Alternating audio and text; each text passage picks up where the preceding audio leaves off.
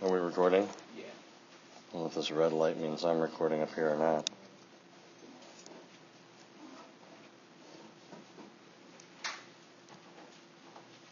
For some reason, I thought that red light's supposed to be green, but maybe it's recording. Okay. We'll see. Alrighty. Well, hey, thanks, folks. Welcome back. It's good to see everybody. So clearly, my voice is not really any better, and I don't feel very well.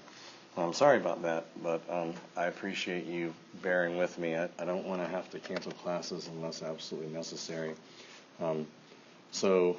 Again, if you can do some of the talking, some of the heavy lifting today, that'll kind of help me out. And I think there's enough questions and difficulty associated with Chapter 3 based on the discussion boards and what I've been sort of seeing out there and just talking with people too, that I'm sure people have things they want to ask about.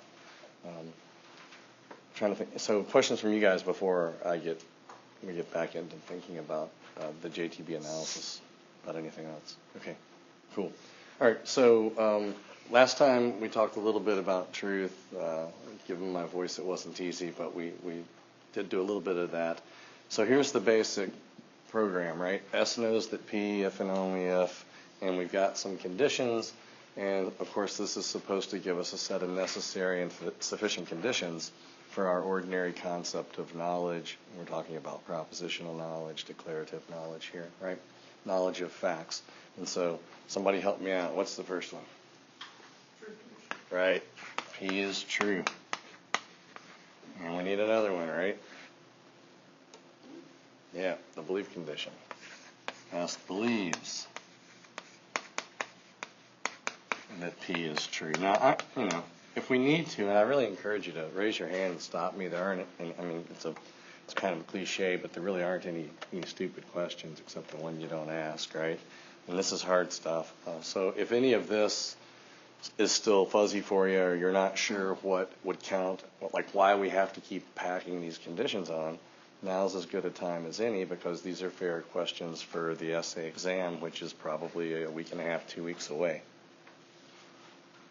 And I'll give you the details about that in an announcement that I post, but basically I'll put the questions out there. It'll be 2 or 3, maybe you'll have a choice to pick from a couple of them, and you'll have a week or more to work on it, and there'll be some sort of rubric that'll give you some idea of what I'm looking for there. But in any case, I like asking questions like, explain and describe and explain some counterexample to P being a sufficient condition for knowledge, or P and S believing P being a sufficient condition for knowledge. So hopefully you got that. These two are necessary, right? In other words, any case of knowledge is a case of a true belief, but not all cases of true belief are cases of knowledge. So we got to add something else to separate the lucky guesser from the person who actually knows, and that is going to be what? Justification condition. Yeah, S is justified in believing P. And my apologies for my bad handwriting. So, all right, so here's what we got pretty much last time, right? So this is the so-called JTB. Feldman calls it the TAK. And he's got his reasons for doing that, but if you look in the literature, it's more often, I think, referred to as the JTB analysis, just an easy acronym to remember, the justified true belief analysis of knowledge. And just as a little historical aside, you can find the roots of this in Plato, in a number of different places in Plato, but certainly in a later dialogue, the Theaetetus. Plato suggests that we could provisionally say that knowledge is true belief along with an account. And Plato scholars have sort of surmised that the account is roughly doing the work of the justification condition. And you're probably wondering, well, what is the justification condition? How do we unpack that? And how justified is justified? And all this sort of stuff. We'll get to that, but that's going to get spelled out in more detail in chapters 4 and 5. So kind of hold your horses on that. So for 2,000 years, this was kind of the go-to analysis of knowledge, right? When people were talking about knowledge, they would say, well, it's justified true belief, up until 1963, right? When Gettier comes along. And in a very short paper, which I'm pretty sure is anthologized in the Reader, and take a look at it. I encourage you to do that, because Gettier's original paper is a landmark contribution. Just speculating, but I think it's probably not too far off to say that it's the most cited work in Anglo-American analytic style epistemology probably in the 20th century. A short paper, only about 2.5 pages long. And in that paper is Justified True Belief Knowledge. Gettier presents two counterexamples to this, right? So what he's trying to show is not that you don't have to have these things, rather that having these things isn't enough. You need something more, right? So if that's correct, then the JTB analysis is incorrect, and we have to add a fourth condition. That's the idea. So in Chapter 3, Feldman sets about discussing three kinds of cases. Now, if you look back at Gettier's paper, which again I encourage you to do, it's incredibly short. It's kind of a model of the style that Feldman and others went on to kind of perfect and develop.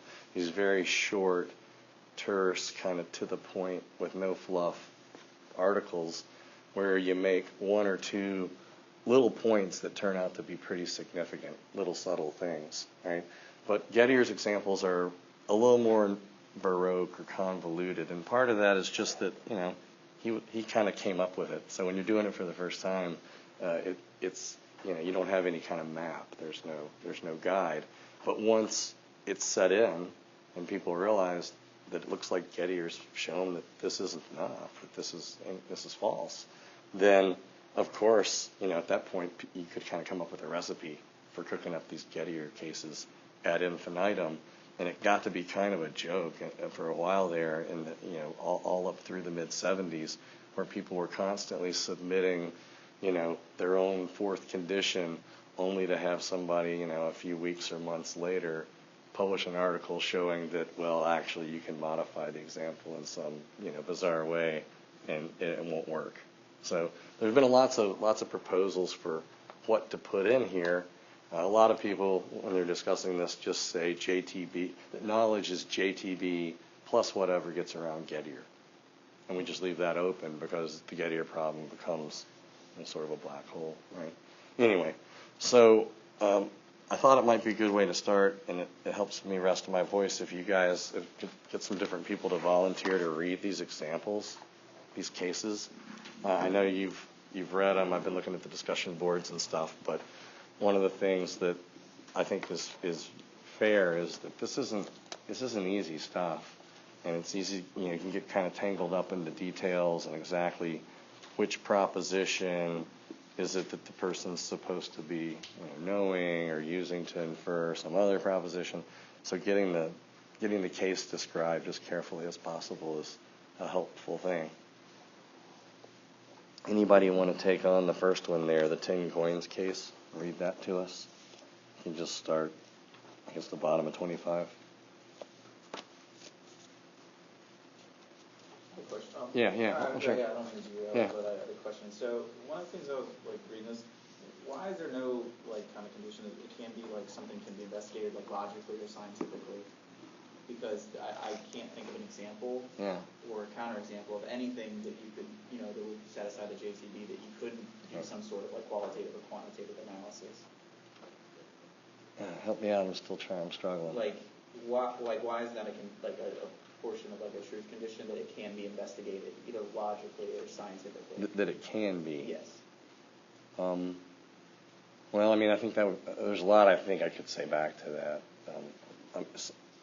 And some of it would require me asking you more questions to figure out exactly what you've got in mind. But I guess one initial worry I have is that there might be things that just can't be investigated scientifically. Right? There might be mathematics it's a formal science, right? It's not an empirical science, so there's no observation per se. You do proofs and you sit and you think about problems, but it's conceptual work. It's largely a priori, right? Applied math isn't, but pure mathematics is a priori, and a lot of philosophy seems to be a priori as well. So if we were to just build into the whole methodology that, hey, it's got to be restricted to things that science can help us with. Which, I mean, and again, I'm not against science, far from it. I mean, I'm a big fan of science. I like it, but I just think it's like anything else. You can go too far, and that would be very restrictive. Could be, yeah. And I'm also wondering, like, what are you thinking is the benefit there? Like, how's that gonna help us?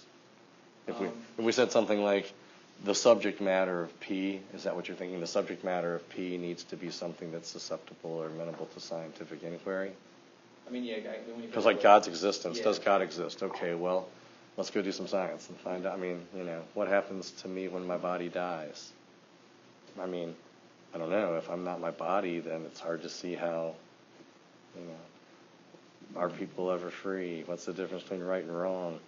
These are, philosophical questions that just don't seem to, I mean, I think if we could approach them, and again, I'm not saying that interdisciplinary work from other fields can't have an important bearing on some of these philosophical questions, but at their core, they seem to me to be largely conceptual questions that can be addressed using the traditional armchair methods. Now, I'm starting to be in the minority. In the old days, I was part of the majority. People were just like, yeah, that's the way you do philosophy.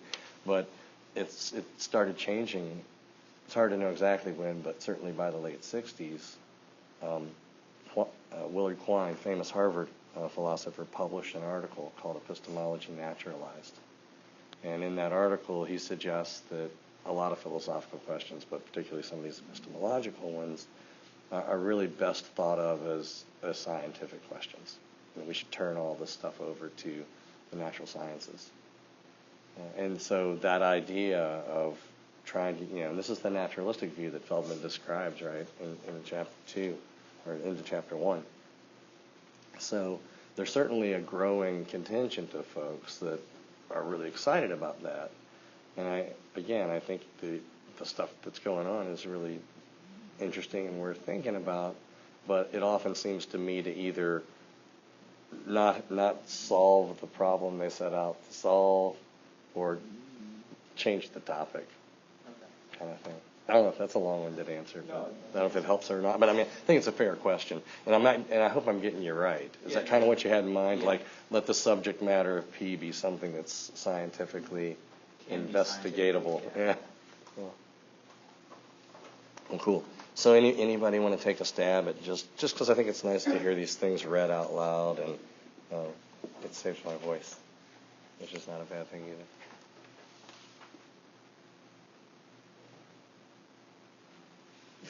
Yeah, thanks. You're good. I know, we're all so shy, right? I love public speaking too.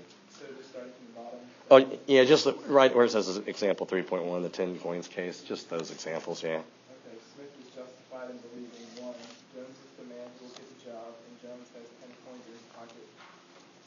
The reason Smith is justified in believing 1 is that he has just seen Jones empty his pockets, carefully count his coins, and then return them to his pocket. Smith also knows that Jones is extremely well qualified for the job, and he has heard the boss tell the secretary that Jones has been selected. On the basis of 1, Smith correctly deduces and believes another proposition. 2, the man who will get the job has 10 coins in his pocket. Smith is justified in believing 2 on the basis of this inference. In spite of Smith's evidence, 1 is not true after all. The boss misspoke when he said that Jones was going to get the job. In fact, the job is going to the company vice president's nephew, Robinson. Coincidentally, Robinson also happens to have 10 coins in his pocket. Great, yeah, thanks, I appreciate it. All right, so that's the 10 coins case. Again, these are some of these are sort of variations on what Gettier did in the original paper, but he's simplifying some of the little tedious details and things that aren't really essential to the case. What about 3.2, the know, got, and have it case? Anybody want to take that one? I figure we just read them all, and then I've got something I'll show you up here on the projector. Yeah, I'll do it. Thanks, Ian. Yeah, go ahead. We'll let you do one, and you can do the next one, since we've got volunteers now. Yeah. Example 3.2, the no-dot have it case. Smith knows that no-dot works in his office. He's driving a Ford, has Ford ownership papers, he's generally honest, etc. On this basis, he believes 3, no-dot works in Smith's office, owns Ford. Smith hears on the radio that a local Ford dealership is having a contest. Anyone who works in the same office as a Ford owner is eligible to enter a lottery, the winner receiving the Ford. Smith decides to apply thinking he's eligible. After all, he thinks that 3 is true, so he concludes that 4, there's someone who works in Smith's office who owns Ford. There's at least one Ford owner in Smith's office. It turns out that no God is a Ford faker and 3 is false. However, 4 is true because some other person unknown to Smith, Habit, works in his office and owns Ford. So Smith has a justified true belief in 4, but he does not know 4. It's just a lucky coincidence resulting from Habit's having it that makes him right about Ford. Thanks. Yeah, appreciate it. So again, you might be wondering, like, these examples are bizarre, right? It's kind of cooked up, and who's doing this stuff? And there's a kind of legacy behind some of this. I mean, the original examples were kind of bizarre, and people just kind of continue to develop things in that way. So you have to bear with it a little bit, but it's making a point. Yeah, Corey, you want to do the famous sheep in the field. So these are all inspired by subsequent articles, like the No God Have It cases, Keith Lair, the 10 coins is a Gettier deal. This is Alvin Goldman, the next one. Yeah. That was my question. I was wondering which one would be Gettier. So yeah, the closest one is probably the 10 coins case. Yeah, I mean, and after we get these 3 out there, then I'll give you one that I've stolen from Bertrand Russell. Russell actually it's weird. He describes a counterexample to JTB way before Gettier, but doesn't even note it in past. He just describes his case, and it would have done the trick way back then in Russell's day. And he just keeps on going. He's writing about something else. But Russell has a case that works really well. But yeah, Corey. Yeah, the sheep in the field. Having won a Ford in a contest, Smith goes for a drive in the country. He looks off into a nearby field and sees what looks exactly like a sheep. So he justifiably believes that animal in the field is a sheep. Smith's son is in the back seat reading a book and not looking at the scenery. The son asks if there are any sheep in the field. They were passing and said yes, adding 6, there is a sheep in the field. Smith is justified by what he sees in thinking that 5 is true. 6 follows from 5, so he is justified in believing 6 as well. As it turns out, 5 is false. What Smith sees is a sheepdog, or a sheep statue, or some other perfect sheep look away. But 6, as it happens, is true anyway. Out in the field, but out of view, there is a sheep. So Smith has justified belief in 6, and it is true, but he does not know it. It is only by luck that he is right about 6. It should be noted that the details of the example can be modified to strengthen Smith's support for his belief and the false proposition in each case. For example, you can add whatever you like to his support for the belief that no God owns a Ford. No God can show him his keys with a Ford insignia, wear a Ford T-shirt, etc. No matter how much you add to the case, it will remain possible that no God is faking his Ford ownership. And given that this is possible, it remains possible to construct a case in which it is coincidentally true that someone in the office owns a Ford. Similar remarks apply to other examples. Merely requiring stronger reasons for a belief to be justified would not avoid the objections. Cool. Thanks, Corey. I appreciate it. Yeah. So now we got these cases. Thanks, folks, for reading those things for me. So we got the 10 coins, No God Have It. We got the sheep in the field, right? And so the trick is to try to figure out. Now, let me just briefly describe the Russell example. So, I walk into a classroom on campus somewhere, and I want to know what time it is. Corey knows this one. I used it last semester. And so I look at the clock on the wall, and based on the way I'm appeared to by the clock, I form the belief that it's 2:20, right? And it's true that it's that time. I believe that it's that time. And it seems to me like I'm as justified as anybody could realistically expect me to be. Now, we'll talk about this because there might be some folks, and again, I'm open to, hearing what people want to say about it. There's usually some resistance at different levels, but it seems to me like looking at the clock on the wall is as good a reason for thinking it's that time as we'd ever ordinarily expect a person to have. Now, you could say, well, did you check the atomic clock? Did you call Denver? Have you checked that clock? What do you know about the reliability in general of clocks on walls in, college classrooms? No, I haven't done all that stuff. So we can think about that. But in any case, suppose that I have knowledge level justification. What would ordinarily count as good enough reason, good enough evidence for thinking it's that time? In the normal, typical case, we'll just call it that, right? I've got a justified true belief that it's, 2:20, whatever, and we would say that I know, right? And you should have that intuition too, I think, unless you're inclined toward the skeptical view already, which you may be, and that's okay. Right? So looks like I know that it's that time and everything's going great until I just add one little detail. The clock stopped at exactly that time 2 weeks ago. Right? So again, there's debate now more than ever about the role of intuitions and their malleability and how much weight they can support. But hopefully when I told you that the clock stopped at exactly that time 2 weeks ago, you had this sinking feeling, right? This feeling, you felt like the knowledge just vanished, right? Just evaporated away in that case because it seems lucky, it seems coincidental, it seems like a coincidentally justified true belief. That's a pretty simple kind of example. It doesn't involve these, deductive inferences per se or anything like that. So here's the structure of these kind of original Gettier-style cases. S has knowledge level justification for some proposition P.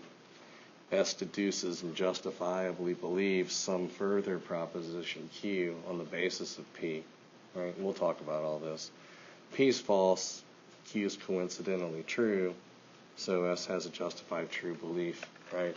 But in Q, but intuitively doesn't know that Q. All right. So before I show you some more stuff, thoughts, questions. Hopefully that helped a little bit, just to kind of get the examples out there. So Here. coincidence of all those examples. But to me, I saw it as, when I read them initially, I just saw that there's so much possibility in all of them. Plausible or implausible? Plausible. Okay, so you were buying them. I mean, that's good. If you were, then that's no, great. But a lot of people aren't. It was Or weren't.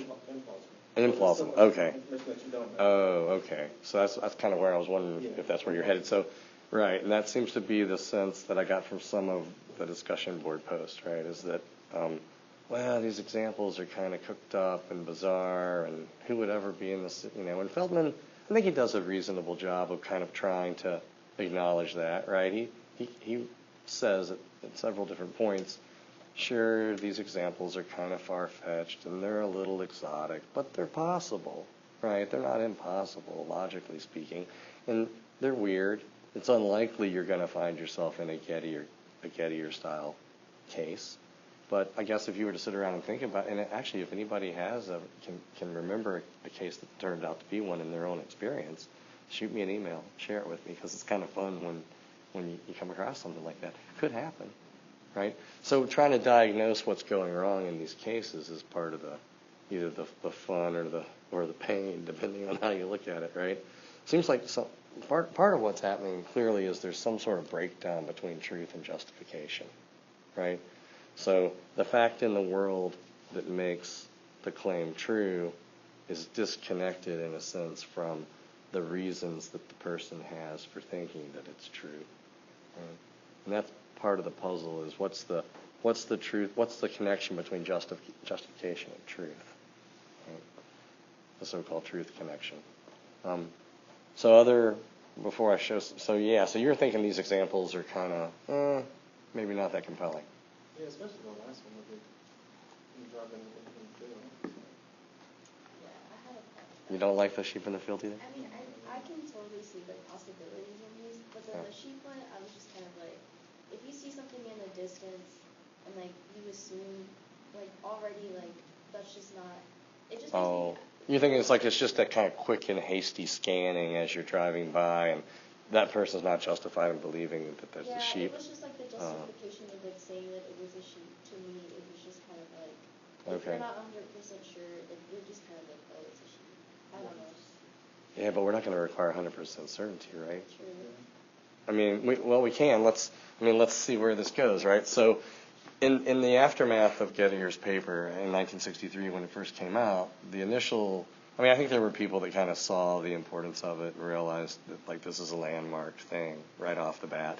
But there's also going to be resistance, right? There are going to be people that are going to say, well, something's gone wrong. Surely this guy hasn't really refuted this 2,000-year-old tradition. And so initially there was some sort of pushback, right? People trying to say, well, let's try to save the JTB analysis, TAK, right? And so it looks like these are two kind of crucial assumptions that at least these versions rely on. Now, I'll just throw this out there. There's been a lot of work on this since 1963. A lot of graduate students, dissertations sacrificed on the pyre of trying to satisfy the fourth condition or figure out some way to fix it, and it's still an unsolved problem. So, when you try to propose your own solutions, you got to be a little modest. And part of the problem is again, you can get, there are proposals that'll block some of these things, but then you can just tweak the examples, and it keeps coming back around, right? Maybe the examples have to get increasingly bizarre, but again, being bizarre isn't, it's not an objection. It's just, unusual or whatever. So here are the two assumptions, and it seems like Jamie and Derek are both kind of worried about maybe some of the examples falling short of this. It's possible for a person to be justified in believing a false proposition. Now, you may say, well, no, I accept the justified falsehood principle, but in the sheep in the field case, the person's evidence isn't good enough. We'll just make it a little better. Suppose they stop for a picnic along the way, and they get a little bit better look at the thing. And it's a sheep, it's a facsimile or whatever. The way that I try to understand it is like, instead of it just being an animal that looked like a sheep, but maybe like an animal like dressed up like a sheep, like something that like had like a white little coat or something that makes you that it would be a sheep, but in reality, once you like take like the little like costume off, it's right. not. And that was like, I could see it happening like that to be like, oh, that's a sheep. Right. So then it would work, right? Yeah. So so you take your poor dog Spot or whatever, what was it, Max, the Grinch's dog, right, from the Grinch. You take poor Max and you put him in a little sheep outfit, little costume, stick him out there. Yeah, or even just like a really good, super realistic statue or something that's at some distance. But I think the worry here, and I've thought about this for a long time myself. There is this temptation sometimes to just dig in your heels right away, like with a lot of philosophy. If you let it go too far, you get locked in and you can't get out of the logic of the argument, right? So if you're going to resist some conclusion, it's often a good thing to look at the initial assumptions and see if you really want to commit to all of this, because once you've got a couple of these things off the ground, there's no turning back, right? So there is a kind of, I think some people have a sense that, well, look, we have to require more by way of justification. But as Feldman points out in the passage that Corey was reading, we can make the justification for any contingent empirical claim as strong as we want to make it up to the point of certainty. We can't do that. If you require absolute certainty, then you'll be able to block this. But then you got to face the Cartesian skeptic, right? And then that seems to play into the hands of Cartesian skepticism, because what do we have absolute certainty about?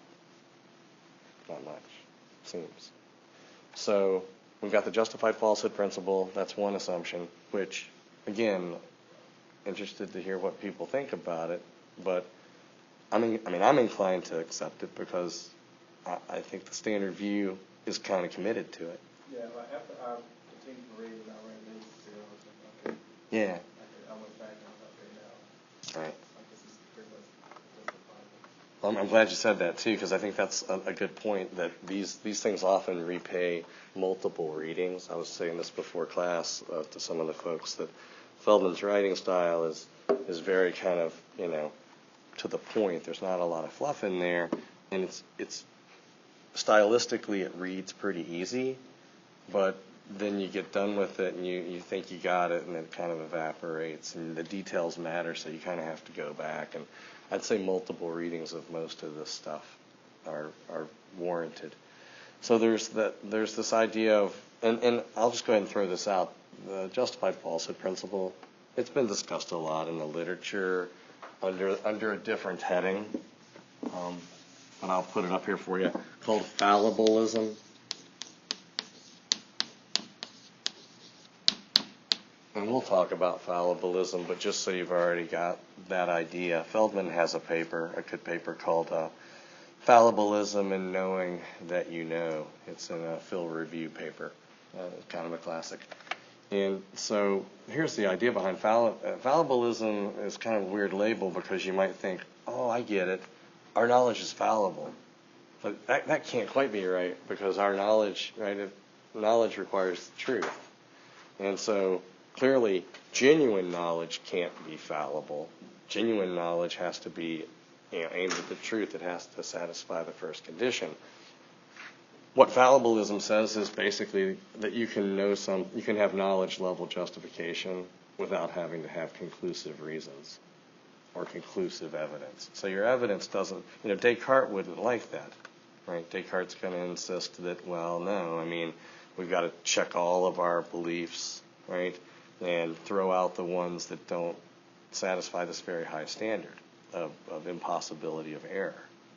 So he's using a different kind of standard there. And as much as I love Descartes, one of my favorite philosophers, and I think a lot of really good stuff still there, right? A lot of contributions. I think as an epistemologist, when you go down that path, as tempting as it is to want to start from, ground zero and just accept the things you can be absolutely certain about, like the cogito. I think, therefore I am, right? That Cartesian program seems to ultimately end up in skepticism, right? Hopefully people are familiar enough with Descartes that I don't have to but we'll talk some about it when we get to chapter 6 a little bit. But the basic idea, right, that we're going to start with things we can be absolutely certain about, that it would be impossible for us to be mistaken on, and then sort of reconstruct all the rest of our knowledge deductively from that. So you get a few things that you can know with absolute certainty, and of course you get logic and mathematics because those are necessary truths, and then you start making these inferences.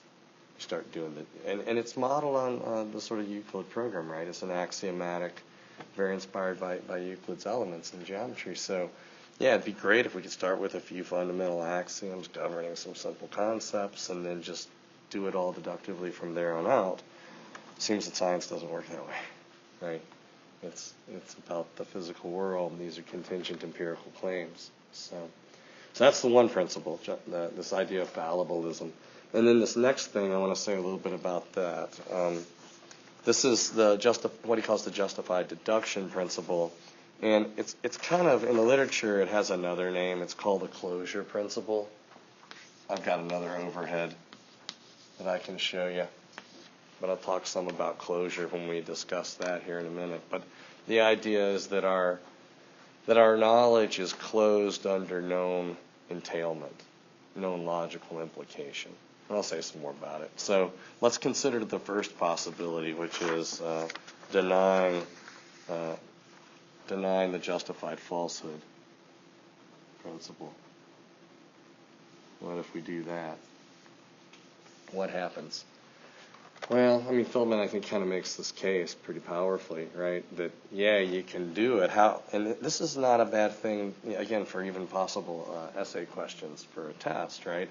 To have you explain how denying one or the other of these things would avoid, one or more of the Gettier cases, right? And then explain an objection we considered to it.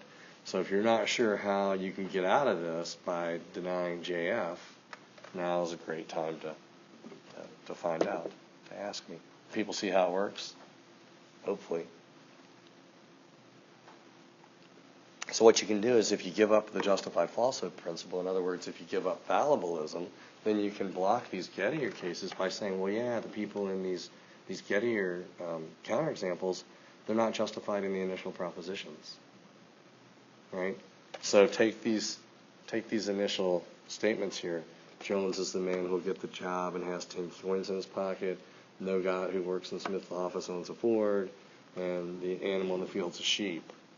Those are the original propositions that are used to infer, right, the target proposition. If you say, well, hey, these people aren't, kind of like what Jamie was suggesting, kind of Derek too in the beginning, right? The animal in the field's a sheep. Well, he's not justified in believing that. He didn't check it out enough, right? You're riding by at 60 miles an hour, not paying attention, quick scan of the field, you see something off in the distance. That's not enough to justify your belief. But again, we just have to tweak the examples. They stop for a picnic, they get a little closer, it's the light's good, unobstructed view, no reason for thinking that they're riding around in a place populated by fake sheep. And some of this sheep in the field is kind of comical. There's a famous example involving fake barns due to Alvin Goldman, who was in that DVD that I've yet to try to get up on canvas for us, but I'll see if I can do that. In any case, Goldman has that famous example from back in the day where you're riding through fake barn country and you don't know it, right? So some of the barns are real and some of the barns are just facades, like in the old Western movies, right? This two-dimensional thing. And you're riding through and you see one of these things and it looks just like a barn, so you think there's a barn there. Turns out it's not a barn, but behind that there's a barn, a real one. So yeah, we can deny fallibilism and we can block the problem, but at a high price. And what's the price exactly? Well, here are the two main problems, right? It's counterintuitive, to say the least, because the standard view says we know a bunch of stuff. The standard view doesn't say we know everything we think we know or that we're never wrong, but that's our sort of initial assumption here is, let's explore the implications of the standard view and see if it stands up to scrutiny, right? So it seems like we know a fair amount according to the standard view, and the kind of justification required for knowledge on that view is something short of Cartesian certainty.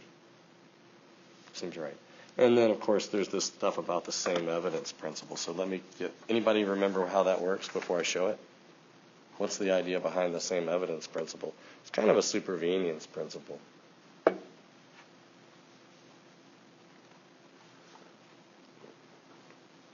Let's see if anybody had that ready to mind. Right? So here's the idea, right? If you've got two cases, and the individual in each of these two cases, if these individuals have the exact same evidence, then they should be justified in the same attitude toward the proposition. And by that I just mean, either they're both justified in believing that it's true, neither of them is justified in believing that it's true, they're both, justified in believing that it's not true, disbelieving it, right? Or they're justified in suspending judgment. And again, justified to the same degrees. So justification's a sort of spectrum concept, right? That seems like a pretty plausible principle. So here it is. If in two possible cases, right, a person's evidence for some proposition is exactly the same, then the person's either justified in each case or not in each case, or, justified suspending, withholding, right? So you have the typical case and you have the atypical case, right? And it looks like in the typical case is the one where you're riding out in fake sheep country again and you look out in the field or you stop for the picnic and you have all the evidence you've got and you say there's a sheep in the field, right?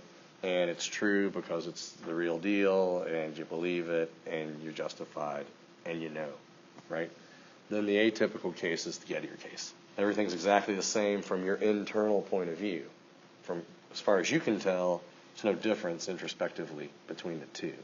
And that seems to be important. It turns out to be important historically later because of a debate between what are known as internalist and externalist about justification. And we'll talk about them in chapters 4 and 5. But basically there are some, the model that I'm comfortable with or that I sort of favor is a kind of internalistic model where justification is something that in some sense you have awareness of or have access to, cognitive, reflective awareness or self-reflective access to. So in other words, if I ask you how you know, it's what you would say back to me, right?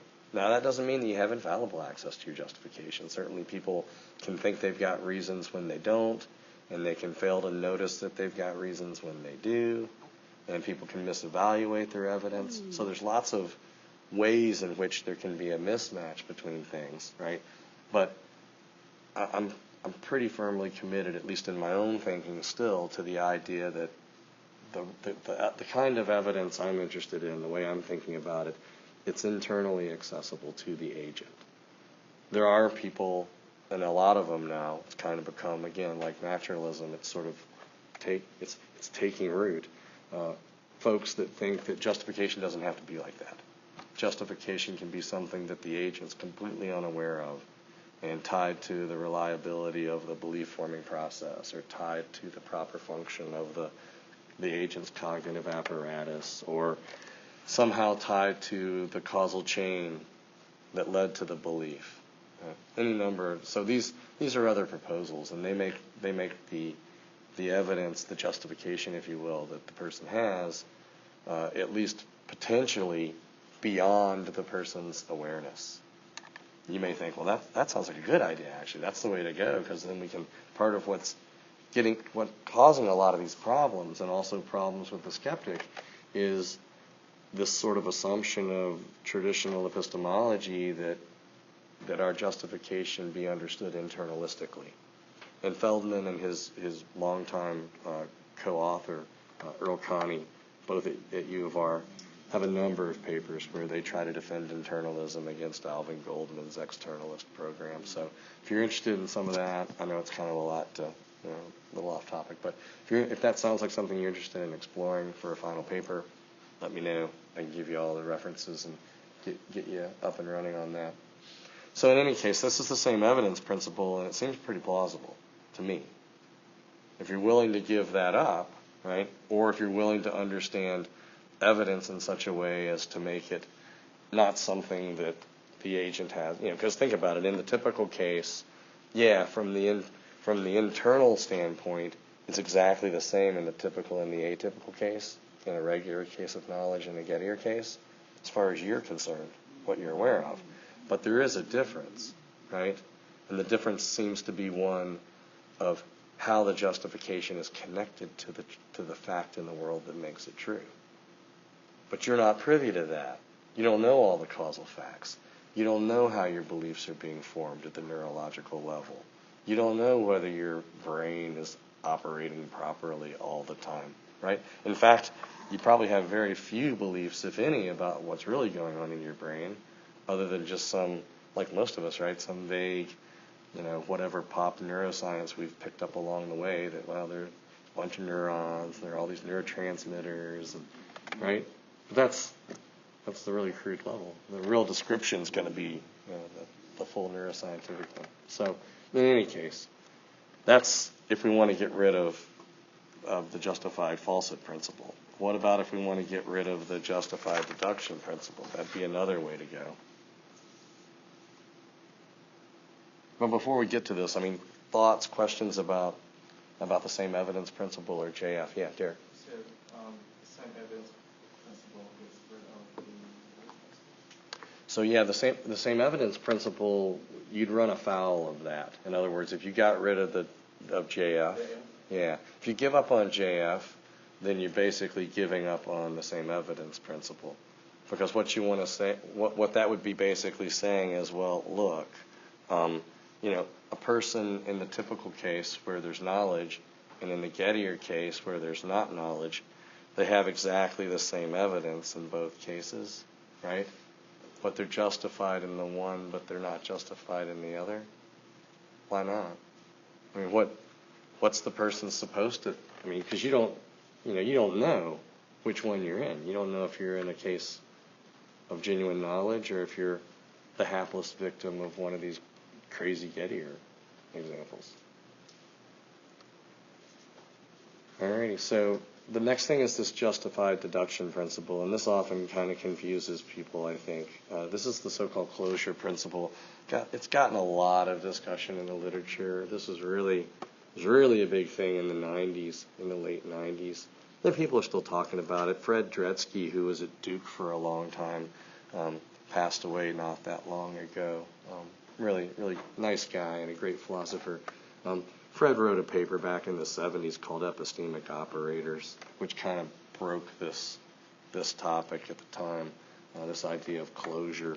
And then another philosopher who is even more widely read and known, Bob Nozick, who's also sadly no longer with us. But Robert Nozick kind of developed and popularized this idea of denying closure. So what's the idea behind closure, and why is it called closure? So we can think about whether various properties are preserved under different kinds of logical transformations. And here's a kind of simple example. So consider the natural numbers, right? If you take any two natural numbers and you apply the function of addition, right, that operation on them, the result will be a natural number. So it looks like you can't get outside of that set of things having the property of being a natural number by applying that function on those elements, right? In other words, that property is preserved, it's closed under the function of addition on the natural numbers. Well, philosophers have wondered similarly about whether certain kinds of properties that we're interested in, not mathematical properties, but rather various philosophical ones or epistemological ones, whether they are preserved under different sorts of transformations, right? Different logical operations.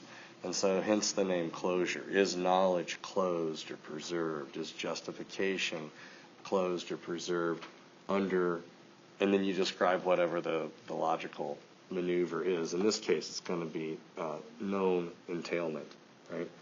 So here's the principle, and there's been a lot of work that's gone into trying to get this principle just right. I think Bob Audi is a philosopher at Nebraska who wrote a paper that got a lot of attention it was pretty good a while back, but again, trying to show some counterexamples to closure. So you could just do a search, are there counterexamples to closure? There's a bunch of people out there writing about this in the past.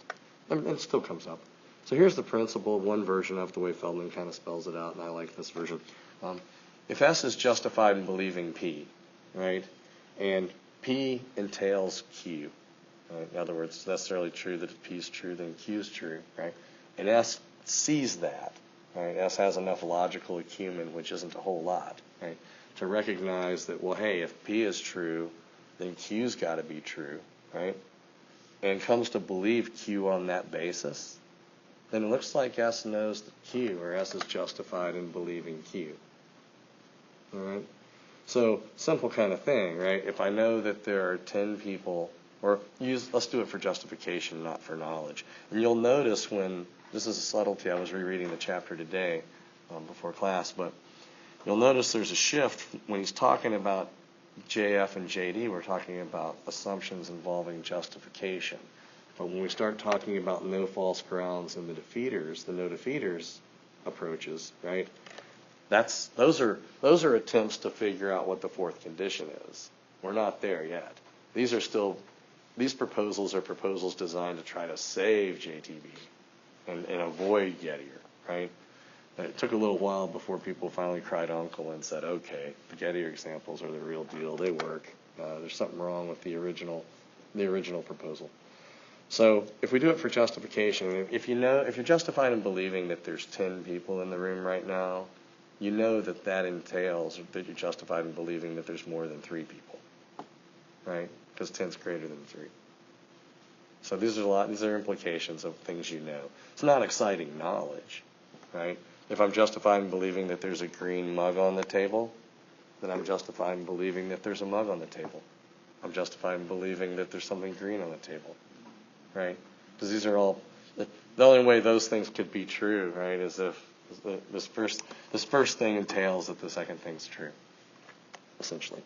So notice in the way this closure principle is spelled out, the details kind of make a difference here. A couple of things. A lot of people will say that you need to be clear that what the person is justified in believing. I guess I can erase this. These are little microscopic details, little bits of minutia, but this is part of the fun of it, or the pain of it, depending on how you look at it. That S is justified in believing this whole thing, P and P arrow Q. Right? The big thing is what the person has to be justified in believing. Why is that? Well, there were originally worries about a thing called the conjunction principle. And what the conjunction principle says is, what it asks is it the case that if you're justified in believing P and you're justified in believing Q, that you're automatically justified in believing P and Q? Now, of course, everybody's taken 310, probably logic, formal logic. And if you haven't, you've got enough math, you're fine. So basically, this was, if you can establish P and you can establish Q and you can join them, right? No problems there. That's just conjunction. But of course, as a psychological matter, there could be there might be cases where suppose that P's, you're thinking about P in one turn of mind, and then some time goes by and you're thinking about Q, right? But you fail to kind of connect the dots, and you just never put them together. You never really entertain the conjunction of the two. That's just think about how many beliefs we've all got. Most of our beliefs are dispositional, they're tacit, right? They're implicit. They're not current, occurrent beliefs. So some people have wondered whether the conjunction principle is justified in that way.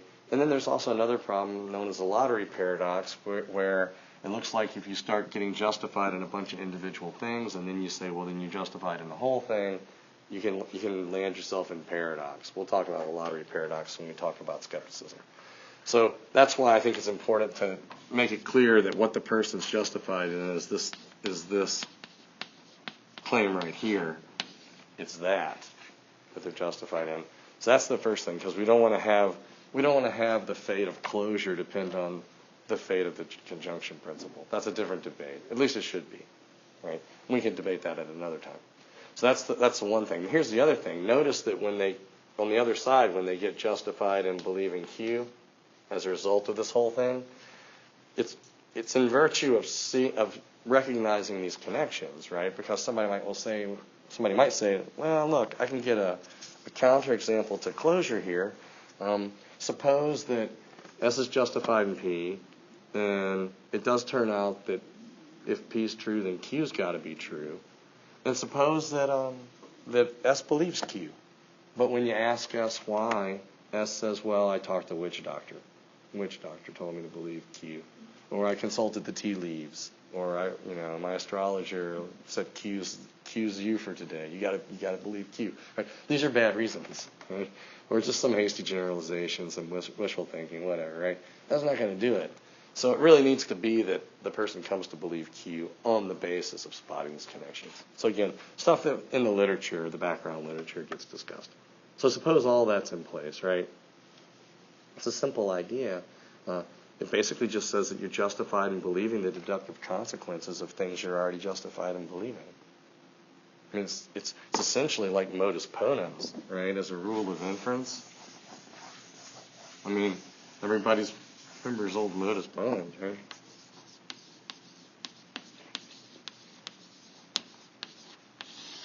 Little flashbacks to logic for some people, right? So P arrow Q, you get to infer Q, right? So now notice that modus ponens is a rule of inference from the propositional calculus, right, from sentence logic. The closure principle is an epistemological principle. It's not a rule of logic, but it's very similar to this, right? It has the same kind of look about it. So this is logic, this is modus ponens, right, affirming the antecedent, right? So antecedent, consequent, you can affirm the antecedent, and you can then infer the consequent. That's deductively valid. It's always going to be good, right? This is a rule of inference from logic, but you can regiment this using what they call epistemic logic, right? Which is essentially you just add in some new operators. Then you get something like this. If S is justified in P and justified in believing P or in Q, then S is justified in Q. The justification operator would be an additional, you'd have to take a logical system and expand it and add these operators to be able to do it. But it looks a lot like, its litter mate, so to speak. So very plausible principle, I think closure is. Now, again, as I said, it became trendy for a while in the late 90s, early 2000s for people to start denying closure and call them closure deniers, right? Robert Nozick is, if you want to look into his stuff, he's probably the most famous. So Nozick and Dretsky for some people that were sort of big into this. But again, the consequences of denying closure are pretty high. The cost of doing so seem pretty high. How would it work? Well, what you say, and this again is part of what I hope people can get from this, and it's not easy, and I know it's not easy, so if you're not sure you're getting it, stop me and ask me, and we'll talk about it, right? I mean, how would denying JD allow us to avoid the initial Gettier problems? That sounds like a really good test question, right? So that I cover this up and ask you to take the next 30 minutes and write the answer. I'm not going to do that. People start panicking. No. But I mean, it's good to know, right? It's an exercise for yourself to be able to kind of think through the steps. How would it work? Well, so the idea is that the person in these cases, right, they're justified in each of these, right? And then based on these, they deductively infer these things, right? What denying JD says is, well, look, yeah, you're justified in these things, but the inference to those consequences is no good. You're not entitled to that. It's kind of bizarre, though, right? Because essentially, you're justified in believing the entailments or the consequences of your true beliefs, but not of your false beliefs. But you can't tell from the inside whether something's true or false. So it runs afoul of the same evidence principle again, right? And it's very counterintuitive, right? I mean, it'd be like saying I can know that there's a green coffee mug on the table, but I can't know there's a coffee mug on the table. Mm-hmm. Yeah, I'm like, and especially when reading this, like, I couldn't think of a counterexample to like why you would reject these, because I guess like what you said, it's counterintuitive. Like, I don't get it. Yeah. Like something that people. Yeah. Is it just to get around the Gettier problem, or? There's other motivation too. Yeah. So a couple different things. There's multiple motivations. One motivation would be, and this is the way you kind of try to sell it. And I'm not going to do a good job at selling it because I'm a bad salesman, and I don't believe those guys. I think they're wrong-headed. They're really nice people, but mistaken. So one motivation would be, hey, look, we can sort of get out of these Gettier problems, right? That's not the main motivation anymore for denying closure. The main motivation nowadays would be to try to respond to skepticism. So here's another application. You know you're in a room with other people right now. That's not deep, problematic, philosophical knowledge, right? That's about as mundane as it gets. We're not talking about, the most, the furthest edges of theoretical physics or the most abstract facts of, consciousness or, metaphysics or anything like that. Just really mundane stuff. You know you're in a room with other people right now. If that's true, then that implies that you're not a bodiless brain in a vat. You're not the victim of the Cartesian evil demon, right? Or you're not in the Matrix, or you're not at home in bed dreaming all of this stuff right now. And you know enough to spot those connections, right? Because you've had some philosophy. You couldn't do this with just a regular person off the street. They'd be lost right off the bat, right? But you've had some philosophy, and you recognize that, well, yeah, I mean, if I know I'm in a room with other people right now, that does entail that I'm not a bodiless brain in a vat floating on Alpha Centauri, as Nozick's example would have it. But the problem is how could you know that you're not in that situation? Because if you were in any of those situations that the skeptic imagines, things would seem exactly the same to you. So denying closure later became a way of sort of getting to have your cake and eat it too. It's a way of being able to pay, sort of give due deference to each of the intuitions that we have. One intuition is that we do know that we're in a room with other people right now. Another intuition that some people have is that you couldn't tell the difference if you were a bodiless brain in a vat, because the experience would seem, suppose you're hooked up to a computer, it's like the Matrix, and everything's you're running a program simulating I'm in epistemology class right now, and everything seems it's introspectively indistinguishable for you. How could you tell the difference? You couldn't. So how can you possibly know that you're not in that predicament right now? Even though you recognize that if you know the one, that entails that you're not in the other, you don't know that you're not in the other. So denying closure became a kind of rallying cry for people who wanted to be able to respond to these skeptical worries.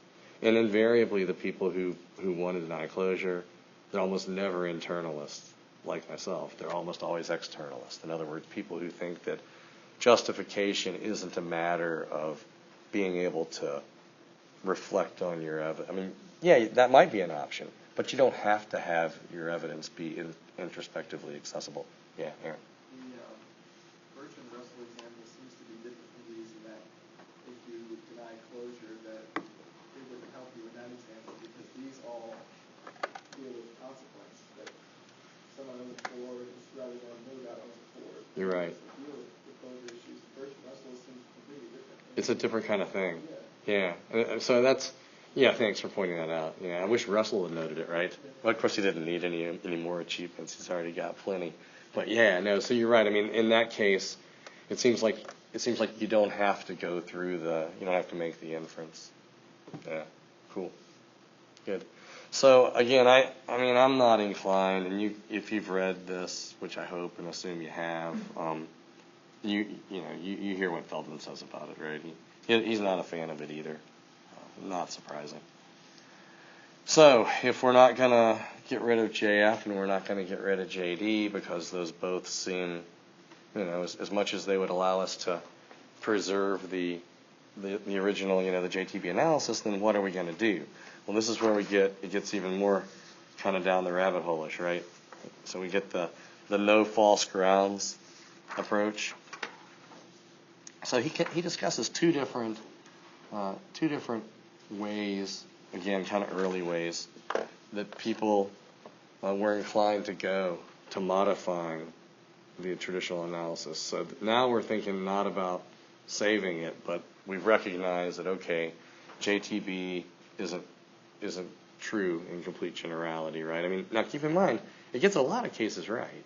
I mean, in fact, that's why it was taken for granted for so long, right? I mean, in ordinary experience, your justification tracks the truth condition and things are connected up in the right way and you're not in these weird cases like Gettier describes, right? But again, the fact that it gets a lot of our regular ordinary cases right, that doesn't help us. What we're looking for is whether or not it gets every possible case right, and these Gettier cases are possible, so JTB is not correct, right? So how are we going to fix it? Well, one idea is to say something about, and again, this comes from reflecting on what seems to be going on in these cases, right? What's happening there? Is this idea of a person's having some sort of falsehood among their reasons, right? They've inferred through a falsehood, and maybe if we get rid of these falsehoods, we can save things. So how does it work? Well, first so here's the idea. We just add a fourth condition, right? So S knows P if and only if P is true, S believes P, S is justified in believing P, and all of S's grounds for P are true, right? But then that begs the question, as people like to say, right? What exactly is one's grounds? What does that come to? And it seems like you can take a kind of narrow reading or a wide reading. And again, I just think this is kind of classic. Some people call it logic chopping, sort of analytic philosophy, but I mean, I think it has its place, right? I mean, we need to know what does Michael Clark mean in his original paper, right? Saying that you can't have any false grounds. What exactly are a person's grounds for her belief? Be a good thing to know. So there's a narrow reading and a wide reading, probably a bunch of stuff in between, but these two seem to give us what we need. And so the first question, of course, is does the no false grounds approach get around the Gettier cases? Right? And then the second question we'll talk about is whether or not NFG provides a successful analysis of knowledge. So to the first one here, does it get around them? And it seems to depend, right? As you'd expect, the details matter. And it depends on whether you take this wider reading or the narrow reading. My gut feeling is I suspect this part probably confused a lot of folks. Would that be right? to assume that people found this part kind of hard. Yeah, it is. It's tough. I agree. It's kind of hard stuff to sort of keep up with the different moves that are being made here, right?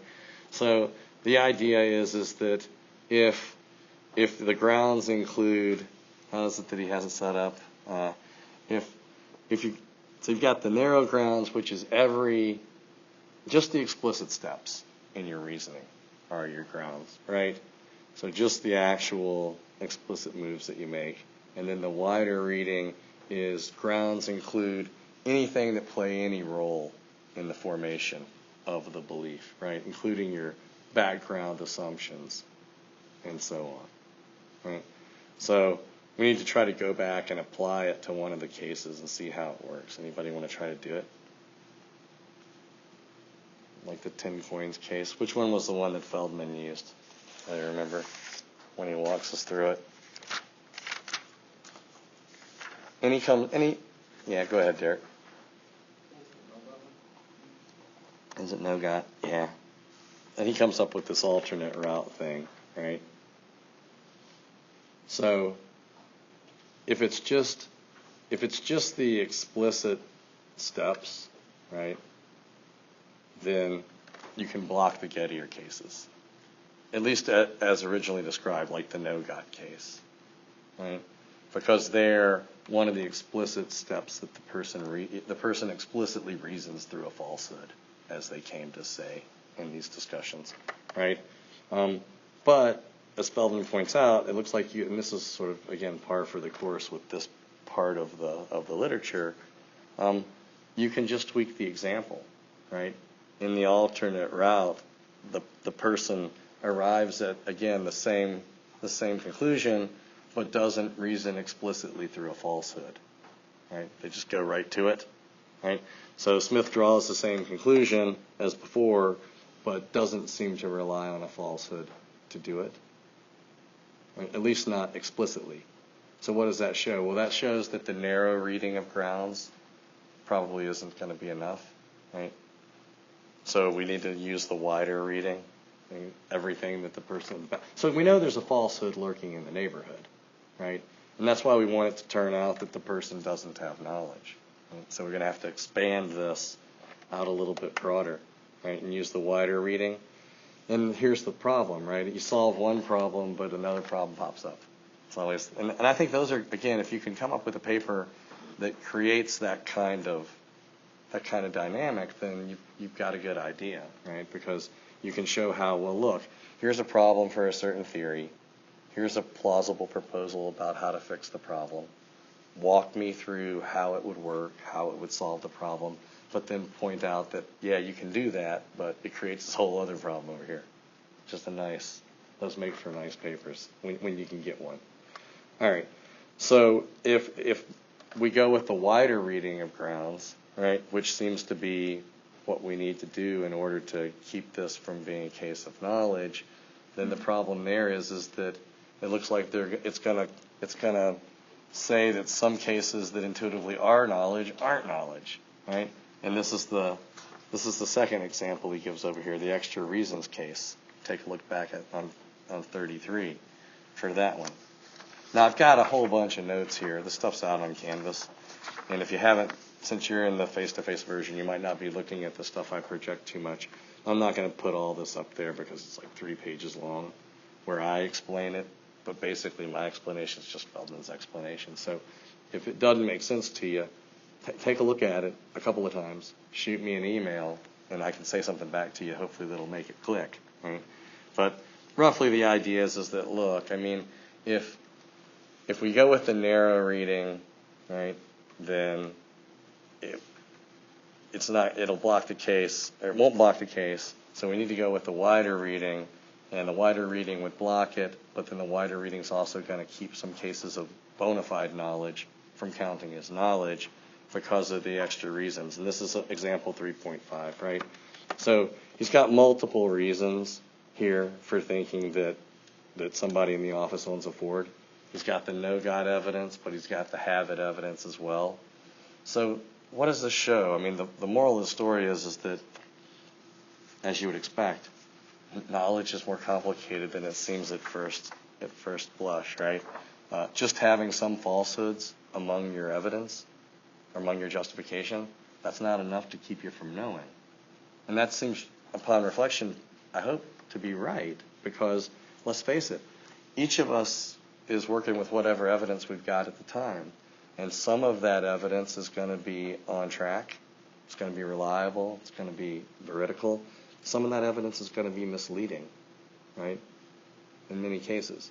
And this is what Corey was asking about earlier, right? I mean, how do you handle misleading? He talks about misleading defeaters when he considers this no defeaters proposal. How are we going to deal with cases like that, with misleading evidence? I don't know. It's a hard question, right? So that second, let's see if I can find it here.